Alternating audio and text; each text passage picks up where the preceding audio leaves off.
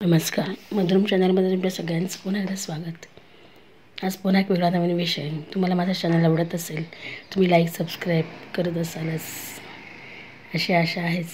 नवीन नवीन विषय तुमच्या माझ्या मनातलेच सहज उगवते, मनात आले की बोलून जाते. त्याच्यामध्ये फार काही आर्जव, फार काही प्रगल्भता, फार काही अशा गोष्टी आपण न करता केवळ एक साधं सोपं सरळ संवाद एकमेकांशी केलेला असा बोलण्याचा माझा प्रयत्न. आज पुन्हा एक वेगळा विषय. दिवाळीचे दिवस येत आहेत जवळच. पावसाचा जोर कमी होत होत मावळायला लागतो आणि जमीन पावसाच्या थेंबांनी चिंब भिजून गेलेली असते. पाण्याचा साठा पोटात साठवत भविष्याची तरतूद आपल्यासाठी सृष्टी करत असते. झाडं, फुलं, पानं चिंब न्हावून निघालेली असतात आणि येणाऱ्या नवीन ऋतूसाठी स्वच्छ होतात. नवरात्र, दसरा, कोजागरी करत चाहूल लागते ती या दिवाळीची. दिवाळी दिव्यांची ओळ, प्रकाशाची चाहूल, सृष्टीची तिच्या स्वागतासाठी केलेली तयारी. सृष्टी नाहून स्वच्छ झालेली असते आणि पुन्हा नव्याने स्वागतासाठी दिवाळीसाठी जणू ती नटलेली असते. झाडांनी पानांची छान छान रांगोळी घातलेली असते. त्यावर रंगीबिरंगी फुलं सजावट करतात आणि त्याचा सुगंध दूरवर पसरवत सृष्टीला सुगंधी करतात. दिवाळीत उठणं, अभ्यंगस्नान, पुन्हा फटाके आणि फराळ याची रेलचेल आनंदाची बरसात तर करतातच. या दिवाळीच्या शुभेच्छा देण्यासाठी ही सृष्टी देखील अशी नटलेली असते. सगळं वातावरण उल्लसित असतं. निसर्ग आपल्याला दिवाळीच्या शुभेच्छा देण्यासाठी आतुर असतो.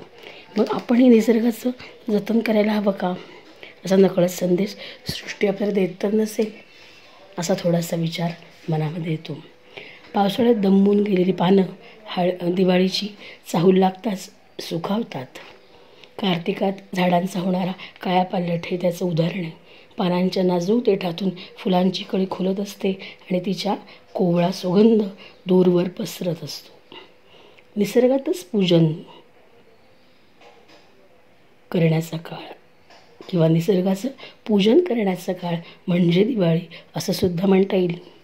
शरद ऋतूमध्ये आकाश स्वच्छ निरभ्र झालेलं असतं.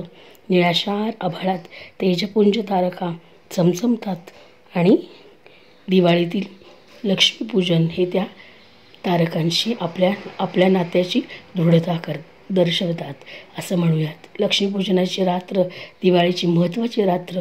फटाक्यांच्या लखलखाटात, दीपमाळांची आरास, रंगांची उधळण करत सजलेलं अंगण, रंगवल्लीतून सजणारं ते दिवाळीचं स्वागत निसर्गाशी आपलं असलेलं नातं हलकं, घट्ट, दृढ करतात असं आपण म्हणूया. आणि असा विचार मनात येतो. निसर्गाकडून परत निसर्गाकडेच असा विचार दिवाळी देऊन जाते का, असंही वाटलं. लक्ष्मीपूजन आनंदाची पर्वणी हे अजूनच मनात रुजत जाते. पावसाळ्याची नवीन झळाळी, तर मध्येच दसऱ्यातील उष्णता, ऑक्टोबर हीट, तर पुन्हा कार्तिकातील थंडी, अशा तिन्ही ऋतूंचा संगम म्हणजे दिवाळी. पावसाळ्याची नवीन झळाळी, तर मध्येच दसऱ्यातील उष्णता, ऑक्टोबर हीट, तर पुन्हा कार्तिकातील थंडी, अशा तिन्ही ऋतूंचा संगम म्हणजे दिवाळी असे म्हणूया. ध्वनी प्रदूषण, हवेचं प्रदूषण होणार नाही याची काळजी घेत आनंदाची पर्वणी दिवाळी साजरी करण्याचा प्रयत्न करणं, हवेतील शुद्धता जपण्याचा प्रयत्न करत नव्या कोवळ्या पालवीप्रमाणे जुने धागे टाकून नव्याचं स्वागत करण्याचे आवाहन ही दिवाळी आपल्याला करत असते. निसर्गातील या लक्ष्मीचं खरं पूजन करणं म्हणजे लक्ष्मीपूजन. दिवाळीचं स्वागत अनाहत नाद, सौंदर्य जपत, आठवणींची साठवण करत, निसर्गाचे जतन करत, लक्ष्मीचे स्वागत करत साजरी करूयात यावर्षीची दिवाळी.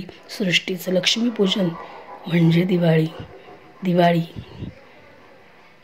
उल्हास, आनंद, मनातील औदार्य, सौंदर्य टिकवण्याचा, बहरण्याचा काळ आणि स्वतःबरोबर निसर्गातील सृष्टीची जपणूक करणं, निसर्गाकडून निसर्गाकडे जाण्याचा एक मार्ग म्हणजे देखील दिवाळी. असा थोडासा वेगळा विचार.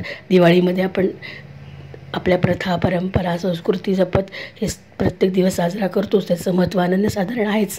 पण हा वेगळा विचार की निसर्गाकडून निसर्गाकडे जाण्याचा मार्ग म्हणजे दिवाळी का, असाही थोडासा मनात विचार आला आणि त्याविषयी थोडंसं बोलले. की निसर्ग दिवाळे, सृष्टीचं लक्ष्मीपूजन करणं म्हणजे दिवाळे करणं असं सुद्धा म्हणूयात. तुम्हाला हा विषय आवडला असेलच. धन्यवाद.